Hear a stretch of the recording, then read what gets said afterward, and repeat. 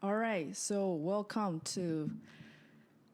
I don't know which camera to look at right now. I used to have two lights. Now one of it is broken, so I'm only using one. But welcome to another episode of Immigrant Survivalcast. Today, good friend of mine is my guest, Leon. Does not sound like a Chinese first name. Hi everyone, this is Leon, and my Chinese name is Hu Xuefeng. Like that matters, but matters to some people. Yeah. Actually, I use that name in my all of my professional life. Oh yeah. For Leon, just some friend who cannot pronounce that Chinese name properly. But actually, my professor will call me Xuefeng because he called it many times. He already learned how to do that. Oh, okay, interesting. So, what are you doing right now in America? Well, I'm currently a PhD student at USC, studying computer science. Oh, yeah, look at me. Look at me. Okay, yeah. Studies computer science. What's your focus? I'm doing more computer vision, like teaching the machine how to look. Yeah. Like taking an image, like it knows where is the people and what animal that is, or so facial recognition. Yeah, something that's contained in our domain. So have you ever used some Google tools, you can ask the search image. Yeah, or just ask Google what's in the image. It will tell you that what's in the image, and because it can recognize the objects or lives in the image. So you're helping government spy on us? Not really. So yeah, that's pretty. I guess that's the tool. It doesn't have any tension itself. It's just like a tool. Like you have a knife, you can choose to kill people or just cooking. Well, that's also influencing my own career choosing. If I go back to China, then it might have more possibility that I will be involved in those projects that monitoring people's life. And in US, I guess there are more options to not do that, like autonomous driving or other things. Like we can apply our knowledge to some other domain rather than monitoring people. So what are those domains potentially? Like autonomous driving or maybe doing apps. Like you have those selfie apps that can help you locating your face where it is. Yeah. And adding some animation on that. Speaking of that, does that apply to cameras, facial recognition, facial tracking, autofocus? Well, yeah, that's also one of the topic. You should work for Panasonic because I'm using Panasonic cameras and the facial recognition feature is dog shit. Okay. Yeah. I guess that's there are several reasons for that. For the GH5 is a product several years ago. Yeah. So I'm using GH4 and G7. Okay. Yeah. And also that's not actually the restriction of algorithm. We already have those algorithms can detect your face very successfully. Yeah. But the power could be limited by the CPU inside the camera. So that's why it cannot calculate that fast. So the problem with the at least GH4 and I think G7 is if I use because you have a different autofocus mode, right? Like area, you can choose an area, or you can choose 16 point or whatever, multi-point focus, or you can use facial recognition. Yeah. And so when I'm recording something like my stand-up comedy show, I don't have somebody to operate the camera the whole time. So what I want is to just put a camera there, set it up, and let it do its thing. Yeah. But I thought the facial recognition would help because the person's moving. But every time I use the facial recognition focus, the camera would just keep refocusing, in and out, constantly every 2 seconds. But if I use area focus, it's actually doing less of that. So it's counterintuitive. Yeah. I guess sometimes that's also because the illumination condition there, the light condition is not ideal for this machine. Oh, okay. Yeah. Well, basically because of the limit of the CPU processor inside the camera, that they are using some extremely fast algorithm, very simple algorithm that could be fail due to some improper light condition. Yeah, but I guess that's fixed on those most sophisticated machines right now. So you think like newer cameras will have like a better? Yeah. I guess I don't want to like make benefit to any of those brands, but I guess for every brand like Sony and Nikon and is it true that Canon has like the best autofocus? I guess their latest machine all have pretty good autofocus. Oh, okay. Yeah. So what? I mean, I bought those two machines. It's pretty good. Like I'm not shitting on your recommendation. It's still really good. Yeah, it's really good in the like within some budget. Like, but yeah. Yeah, but because this is even like a more expensive camera, like Sony or something, it stops at 29 minutes and you have to like manually hit the play button. Yeah, that's a problem. Like, because I've heard that there's a restriction because for any machine that you can record a video longer than 29 minutes, that's being considered as a recorder. Yeah. And there's higher tax on that. Oh, so I think it's an EU thing. It's a European Union tax code. I'm not sure about exactly how it works, but yeah, I guess that's why they are doing that. Ah, interesting. So how did you choose your major, like in the first place? In computer science. Yeah. Is it because it's one of the easier majors in terms of looking for a job here? Not. Like when I was choosing my major, that I don't know that computer science is going to be so popular right now. Really? What year was that?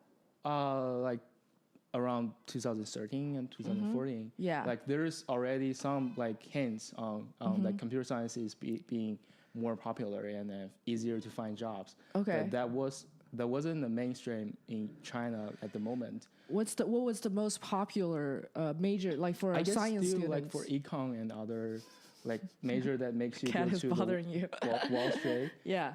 That's still considered to be the most like the major earns most money. Okay, finance. Yeah, finance, yeah. Ah. And but when I was basically choosing computer science based on my own interest. Yeah. Well, before that, when I was in high school, I was doing some I was always good at math, and I was doing math Olympics and other stuff. Oh, you look like. If I look up news, like the new winner of the international Olympics, I'm not that good. No. You look like the kind of guy who appear in one of the like team holding a trophy, of either like an e-game, contest or like an international Olympic. You look like the exact. Yeah, maybe I look like them, but I'm not good. Like you look smart. That's what I'm trying to say. That's good to know.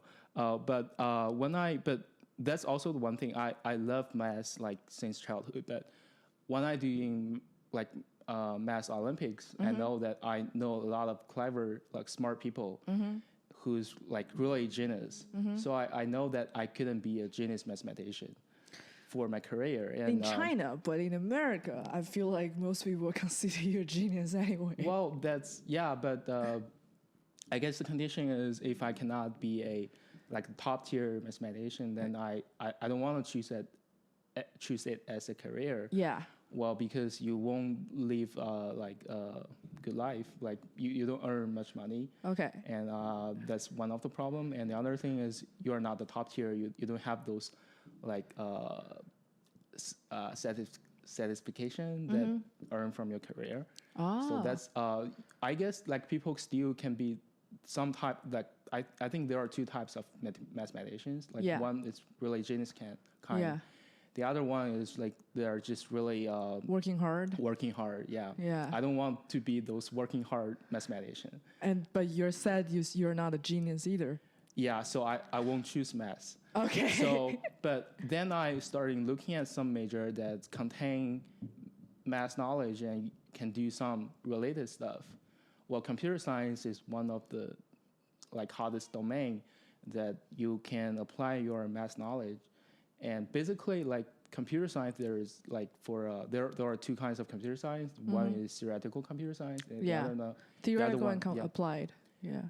And applied, yeah. So applied will more be doing softwares and do SDE, like software development. And for theoretical, it's more like a variation of mathematician, but doing some applied thing like in the middle.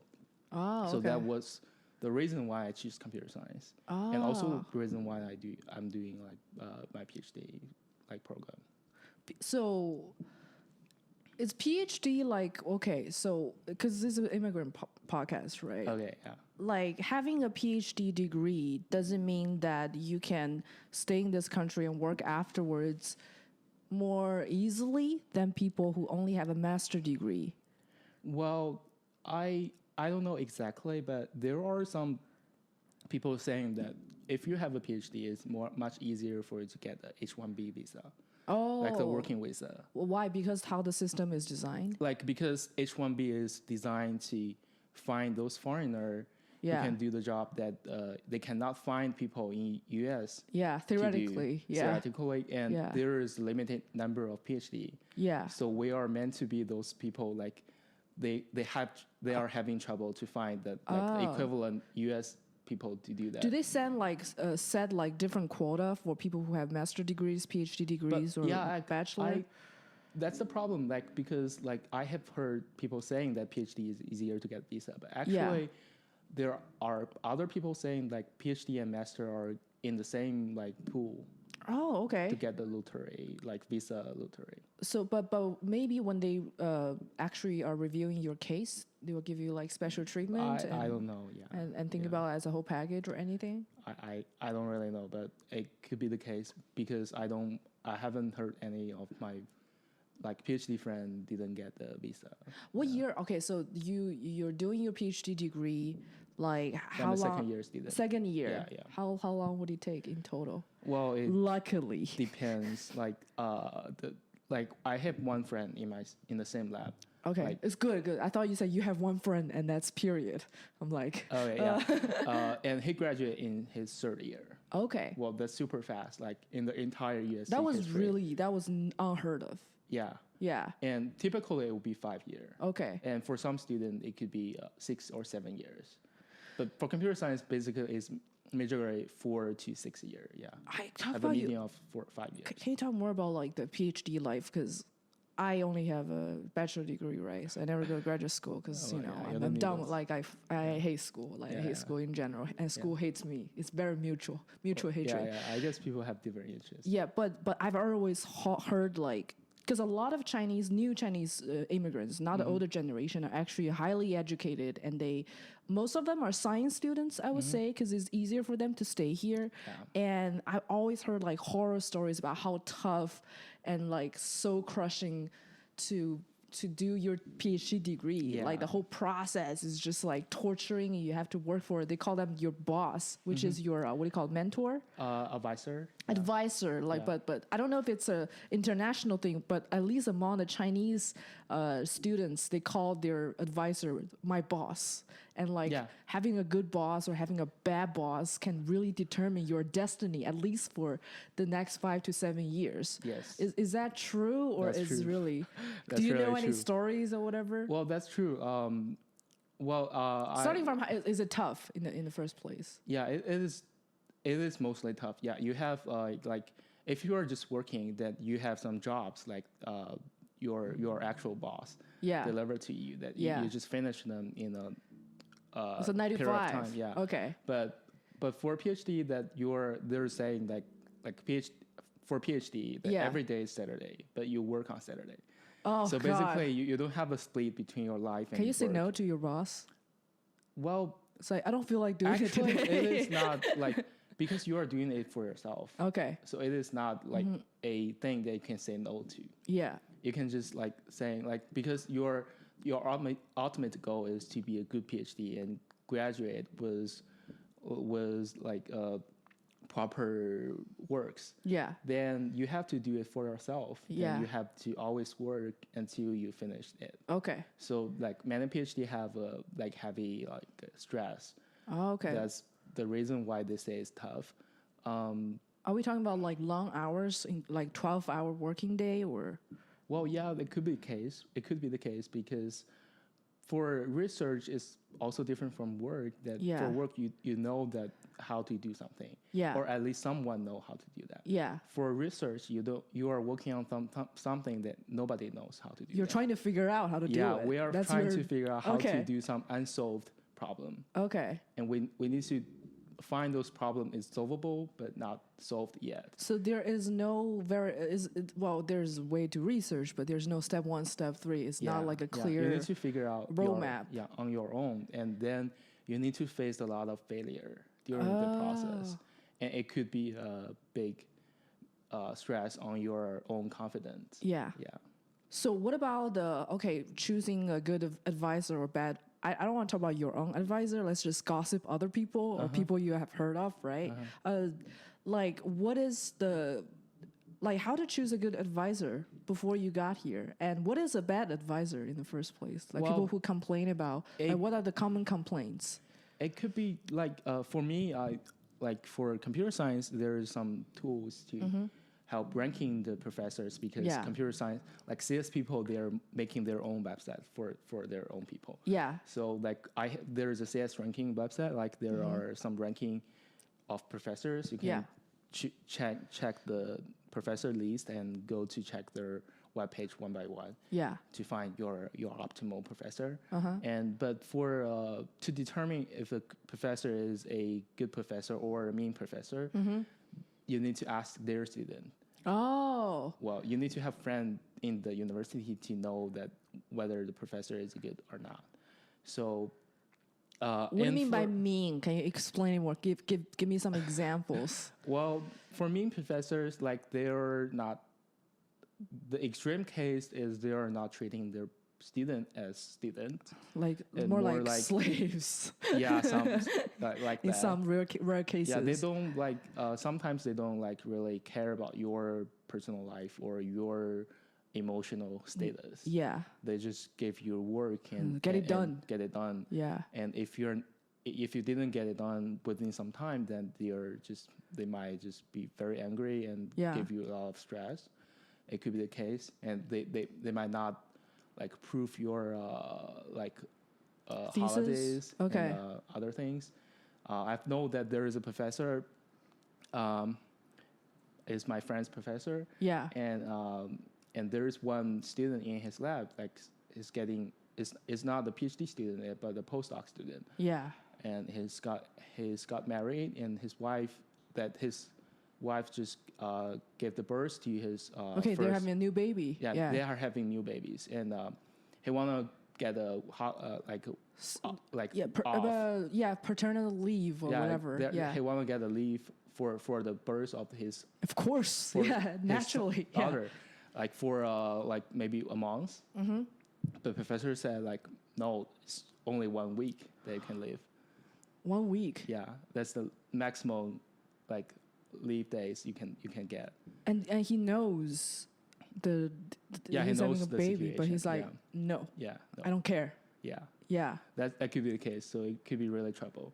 But for those nice professors that they are just treating you as the person, that could. Yeah. Oh my God, the bar is so low. Just treating you as a person. Oh my God. Well, But my professor is a really good professor, and he wanted to talk to us every day and Did to you understand research him research and lives and other stuff. You just want to communicate with us.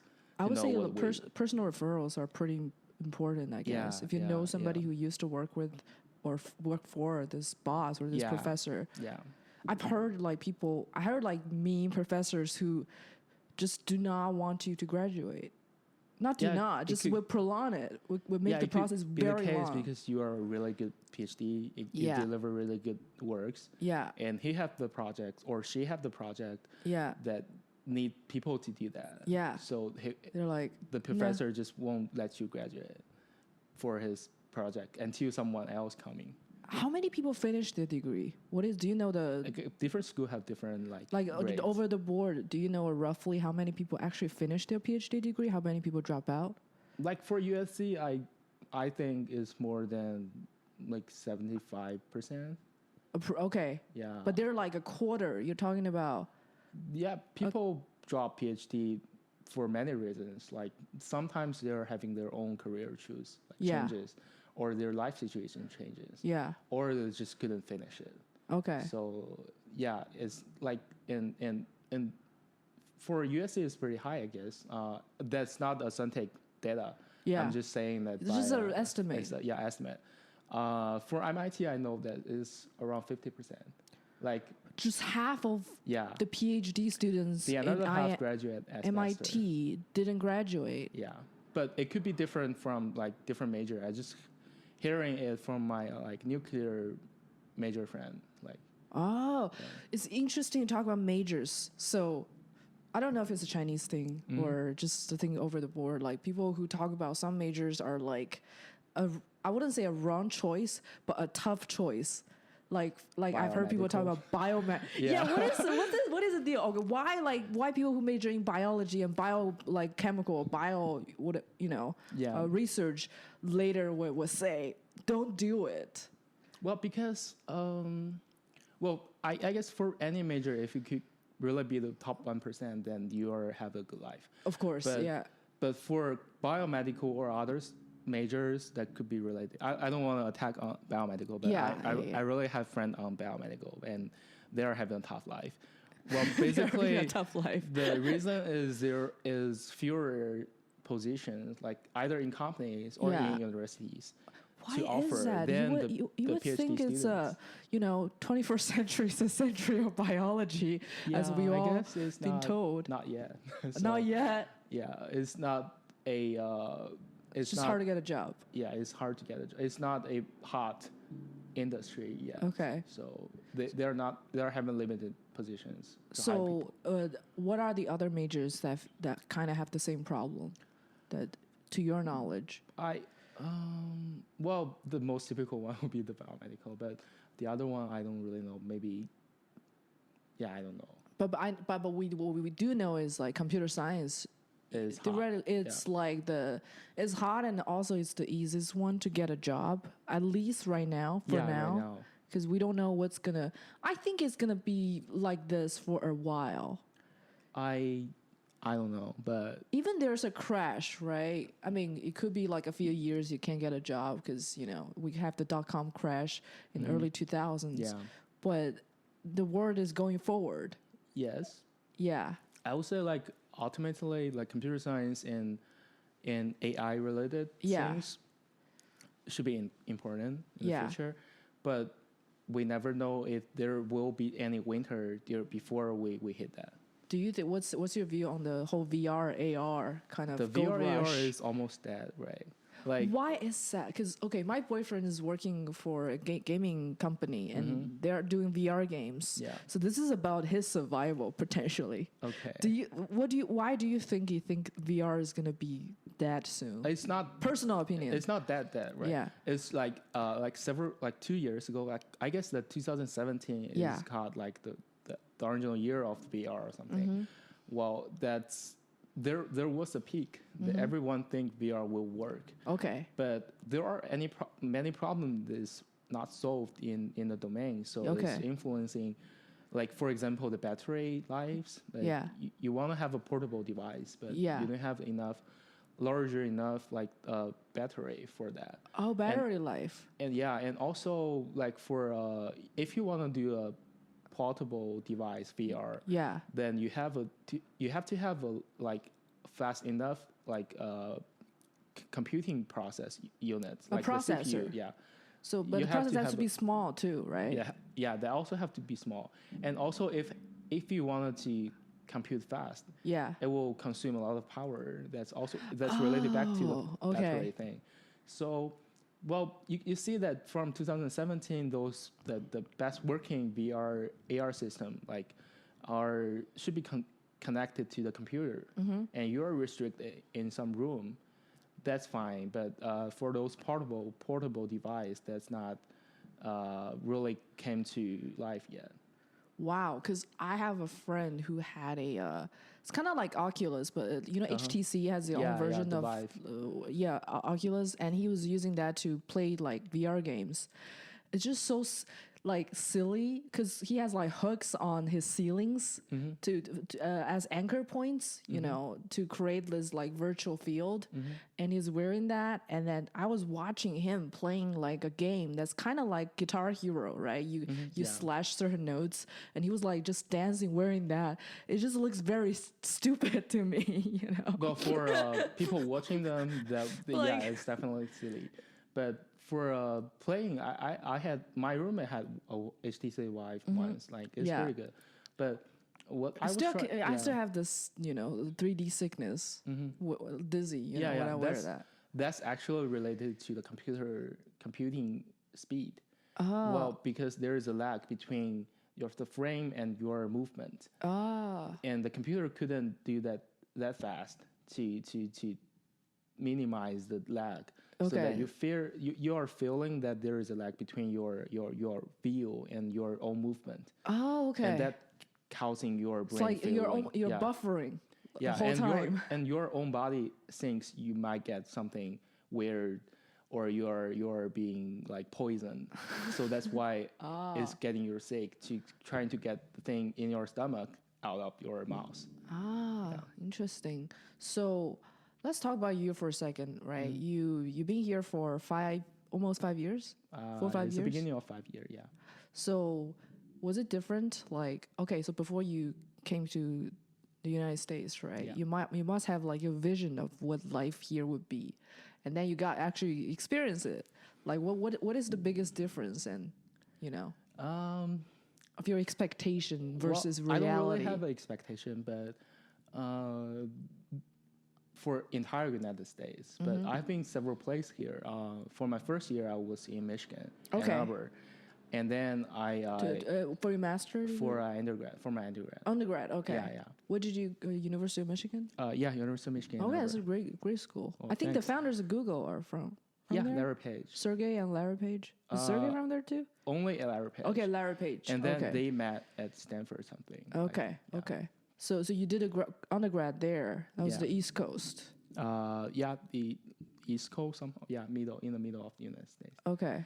Well, and then I did my master degree in New York at Columbia. Yeah. And then I do my PhD program here in Los Angeles. Okay.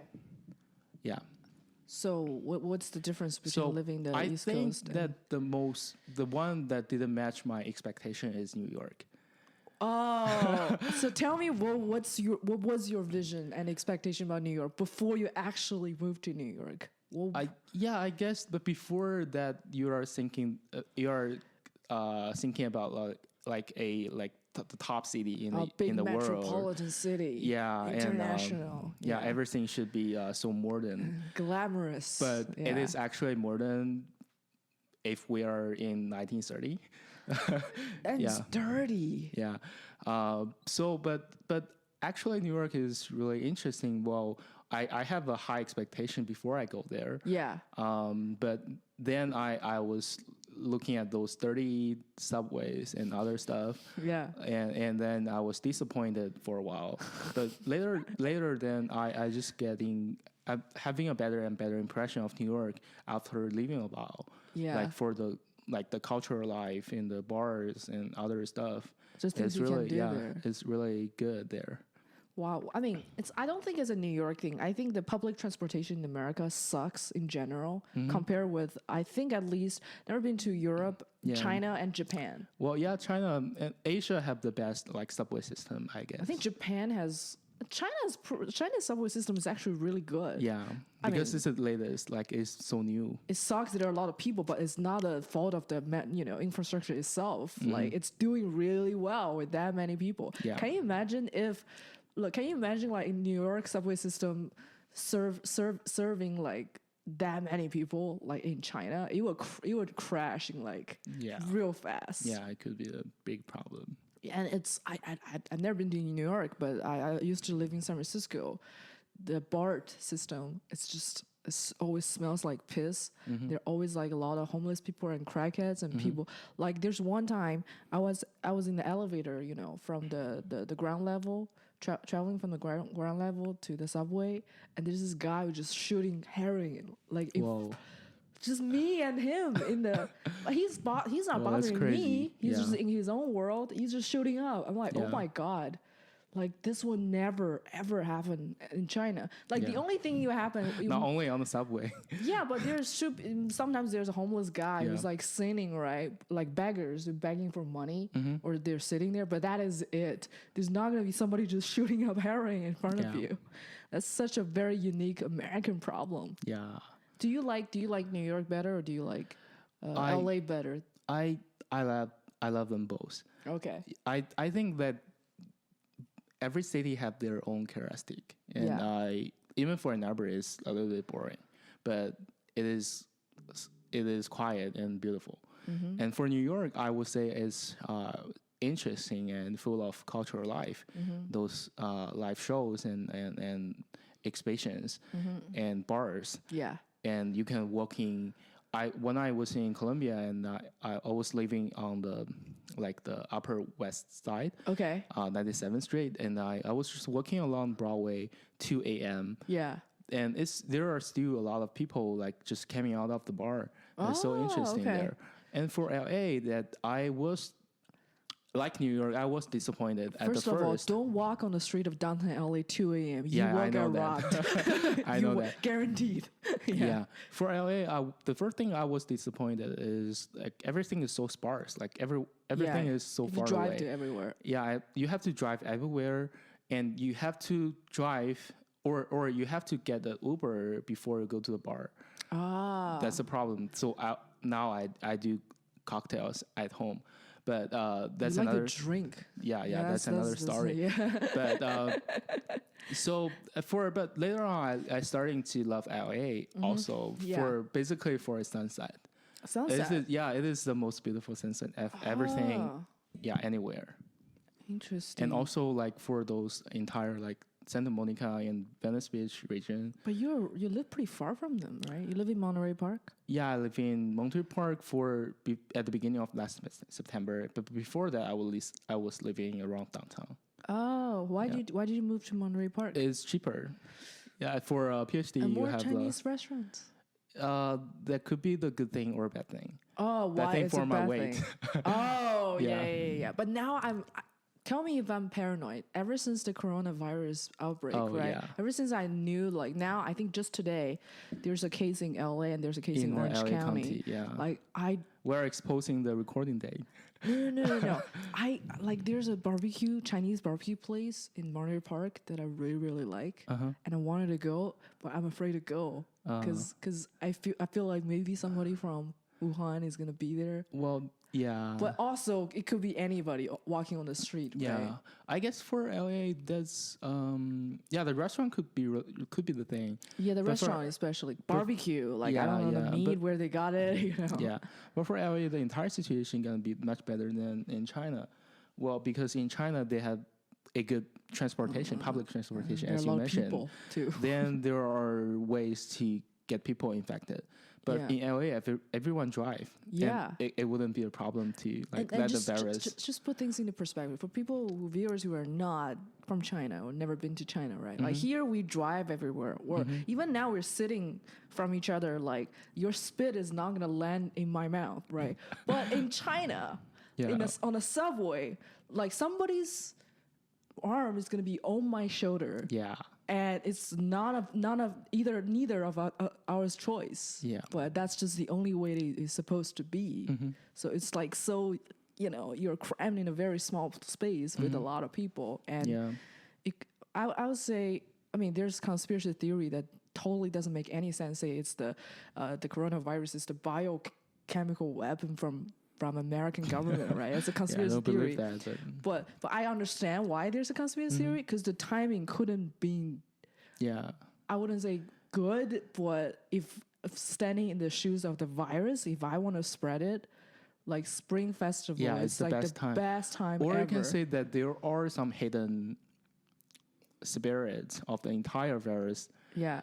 If you consider the entire virus as one thing, that it could have its own like smart ways to spread it. Yeah.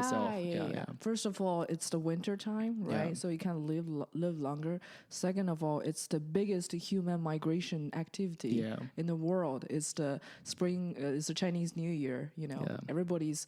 You're talking about like hundreds of millions, even 1 billion people traveling back and forth everywhere. Yeah, and then it's also everybody is on vacation, right? So now they're running out of masks and protection uniforms, and the factories are not working because everybody's going home. Yeah. So It's really, really bad. Yeah, I've heard one news like the Wuhan mayor said that there are 15 million like people in Wuhan, and now really there's only 9 million.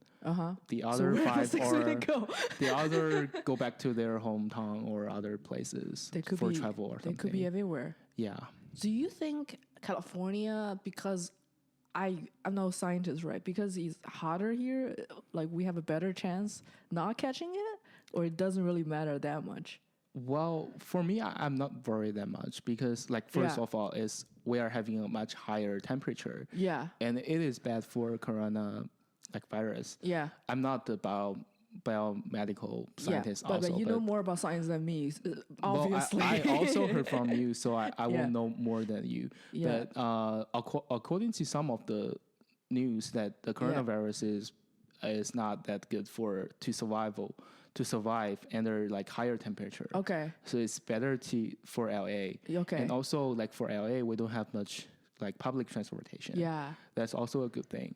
The third thing is actually the virus is not that, if that's, it's a coronavirus, it's very likely to be something like SARS, like happened like 16 years ago. Yeah. Exact same time, like around winter. Around the same time. Well, it could be if the death rate is similar, then for like people that under 50, that's not really serious stuff. It's like for older people. Yeah, it's more like for elder people. Oh, okay. And they're not dying from the virus itself. It's something else that it could be triggered by the Because I feel like maybe their immune system is under attack. Yeah, that's the problem. Oh, I think the America right now is trying to make like a vaccination for it. Like usually, but it could take time. Yeah. Like how long usually would it take? I don't know, but months, I've heard weeks? news about like a year. A year. Yeah, it'll be regular. It should be a year. Yeah, but maybe they could like speed it up. How's your family do? Were you planning to go back to China this year? I just came back to like 3 weeks ago. Okay. So I'm out of the 14-day thing right now. Yeah, okay. Yeah. But when was that? Like at the beginning of January, something. Oh, like January 5th. But they were not like, they're covering it up. Like they were not really letting people know. Yeah, by then we didn't know that. Okay. So like they are actually the virus starting. The first case was detected on like December 8th in Wuhan, and then after a month, like around like January 15th, 16th, they starting like announced making the announcement of the virus is appearing, and people should get care about that. Oh, okay. Yeah. So when I came back, there is no official news in China right. So you didn't know, you just I actually know, but I wasn't in the favor. So okay. Well, where's your family from? In Dalian. So Dalian. Okay. It's in the northern part. So yeah, so it's pretty far. Yeah, it's pretty far. And it's before the Spring Festival migration. Yeah, and also before that, and also I don't have any condition. And okay. It's fine. If you have, like, it's already too late. Yeah. It's already 3 weeks past. So if I have, then I should be in the hospital last week. I was about to go home on the 21st. I heard you canceled that. Yeah. Yeah, it was like everything's packed. I bought like gifts for my mother and my family and everything. Whoa. And then I think it's I'm supposed to fly to Shanghai and then take a bus from Shanghai to my place on the 21st. And then the night of 20th, I just read the news, like the numbers going up, but still there isn't, like, people are not panicking yet. But I just had a weird feeling. Yeah. So I couldn't sleep. So I canceled my ticket. My mom was mad. Yeah. I was so mad. And literally like 2 days afterwards, like people started to panic. Like like masks is going out of stock, and and my mom was like, okay, now you made it right. Good choice. Yeah. So now you said it. You're like freaking out. You know, because it's such a huge, like, I haven't been back for 2 years. I mean, they're literally trying to kill me for doing that. So when do you think I can go back? I guess after May, this should be fine. After May? If that's the same thing like as 16 years ago. Yeah. That the virus starting to decrease. Like the situation becoming much better starting May and basically gone in June. Oh, okay. So because of the temperature thing we mentioned, the virus is not good in like to be likely to be survived in higher temperature. Yeah. And for like July, like the July, that the temperature is still pretty high. It's already pretty high, and like I guess for those patients already infected, the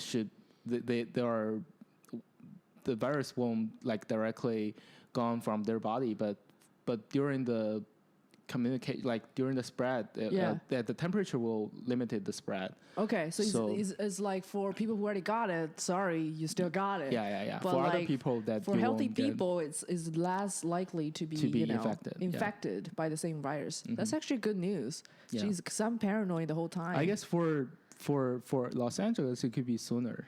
Well, because we have it's already getting warmer. Yeah. Like yesterday was like warm. It's like 70 degrees. Yeah.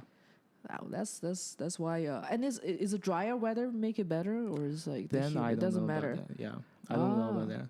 Okay, I couldn't say it's a. I don't think it's a. Of course, it's a terrible thing, but part of me is kind of trying to use the right word here. Not happy, but I don't want to go home. I didn't want to go back home in the first place. I understand that. No, Look, I can go home, but I don't want to go home during this Chinese New Year. Yeah, I understand exactly, because like the whole Chinese culture thing, they will like you have real relatives like asking you questions about your you have the obligation to interact with them. Yeah. But if let's say, because that's why I asked you, like, when can I go back? You say, oh, May, June. I said, great. Because I go back, I get to talk to my parents. I don't have to deal with my relatives that I don't really give a shit about. Well, I don't have an obligation to talk to them. Let's hope they are not having a making up festival, spring festival for you. Oh, no, surprise party. Yeah. Now, how's your marriage? No longer here. Yeah. So do you have that kind of same pressure? I don't have one. That like my parents, they are good parents, so no, it's not my parents. They're like they split. And I don't have much relatives, so you don't have many relatives. I have some, but not much. You know, I'm paranoid and my anxiety started like weeks before. Like it has nothing to do with coronavirus, right? Yeah. So my mom's like, "Hey, do you buy gifts?" I said, "Sure. I bought gifts for you, my dad, and my grandparents." So, well, you need to buy gifts for like other relatives too. Well, yeah, that's also the thing happened to me. Yeah, and then I'm like, okay, I started to do the calculations. That this cousin has one kid, this cousin has one kid, this cousin has one kid. My mom corrected me. Oh, that one, he just got a second kid this year, so he has 2 kids here. Yeah, because China just like changed their one-child policy. Now I got 2 kids. So 2 of my cousins actually have 2 kids now. I didn't even know. Like, I just found out. Yeah. So, okay. So you're talking about like 6 to 8 kids. I got to buy gifts for all of them? Like, I don't even know their names. Yeah. And also the red pocket, right? Yeah. Yes, that's another thing. Yeah. So I went to Costco. I bought a lot of like chocolates and different like stuff like that, right, for the kids. And then I was like, oh, I spent a lot of money. I spent like $200, $300. Like, Jesus, that's a lot of money. And then I sit down, like, wait a minute, there's red pockets. Yeah, that's the larger side. So red pockets is a Chinese tradition. Is during the Chinese New Year, kids are supposed to be receiving red pockets of money, for auspicious reasons, right? For good luck. Yeah. And since I'm no kid anymore, I'm over 18, I'm already working, I'm supposed to be the adult who gives the kids, red pockets. Mm-hmm. And then that's what I'm trying to calculate. How many like nieces and nephews do I have? Mm-hmm. And you can't just give them $20. What are you, a beggar? Yeah. It's every region has like different standard. I think my hometown is like, it's like 500 RMB. So that's like, I don't know, the lower limit. Almost $100. Okay, yeah. You times that to 6 and 8. Yeah. You're like, am I? And then the flight after ticket. Spring Festival. Yeah, I mean broke. After the flight ticket and like thousands of dollars. Yeah. Like for what? For people I don't care about. Yeah. And then it's like you're doing it because you have to do it. Yeah, it's a tradition thing. Not because you want to. Yeah. Do you give your I mean, you didn't go back during the spring festival. And I don't reach the age yet. I think so, but you know, how old are you? I'm 25. I'm 27, so there is no difference. I guess that there are different standards in different regions, right? Like in my hometown, if you're not married, you're fine. Yeah, I'm not married. I'm fine. Okay, I'm divorced. So what does that mean? I guess that you are also fine. So I'm single again. Yeah. Oh, that's why my mom don't want to tell all my relatives I'm divorced to save money. Yeah. God, what's the standard in like? You mean the amount or the age? In Dalian, in Dongbei, like the northeastern area of China. You mean the pocket amount or the age amount like per person?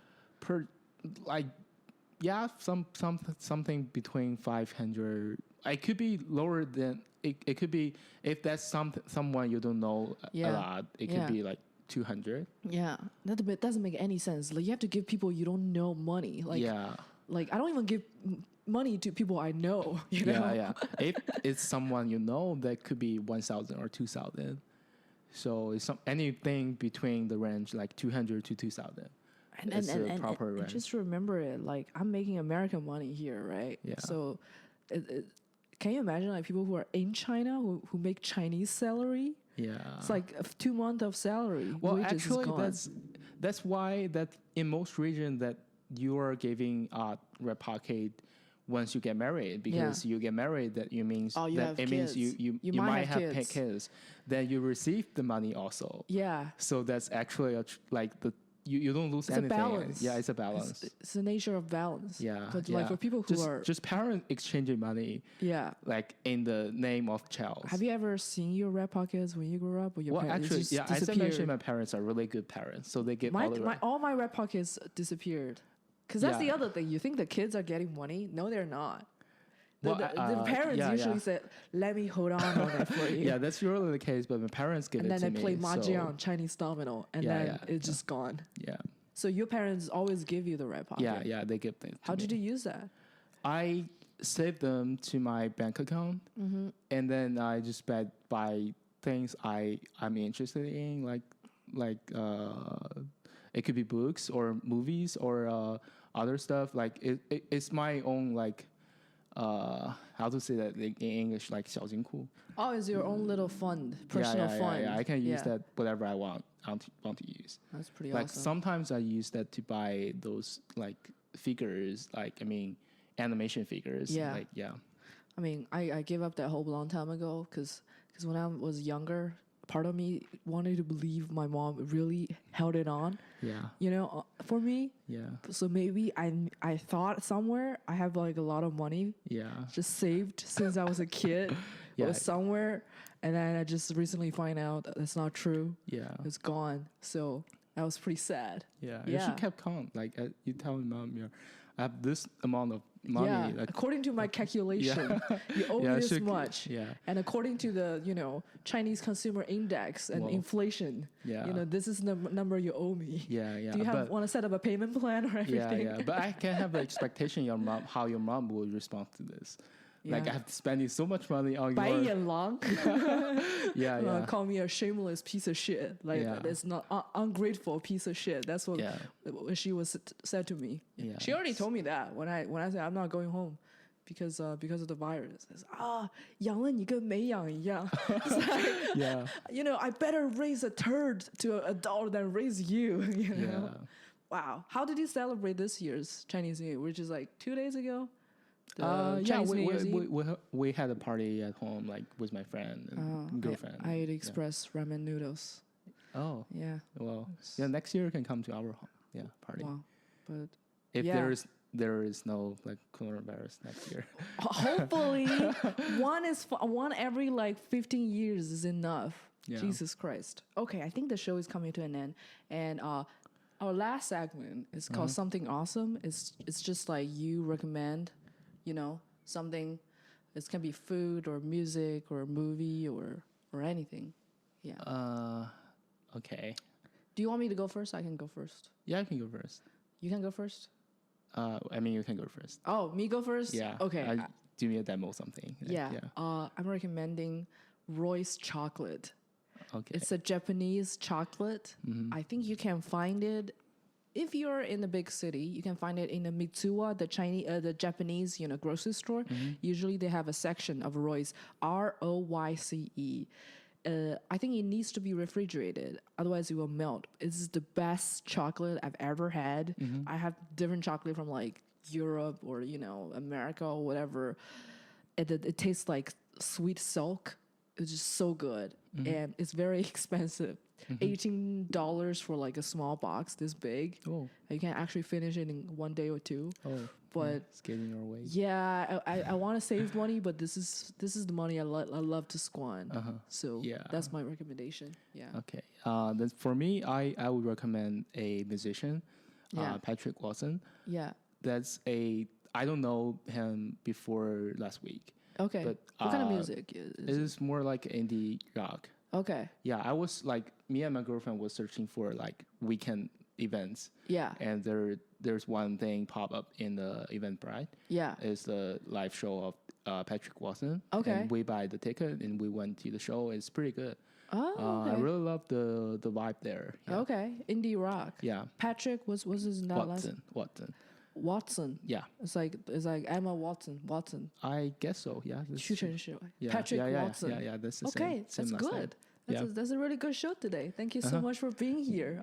Thank right you after so much the for hosting virus, outbreak. I'm very happy that it's past 14 days. So, hopefully I'm safe. Yeah, it's 20 something. So it's okay, safe. awesome. Thank you so much.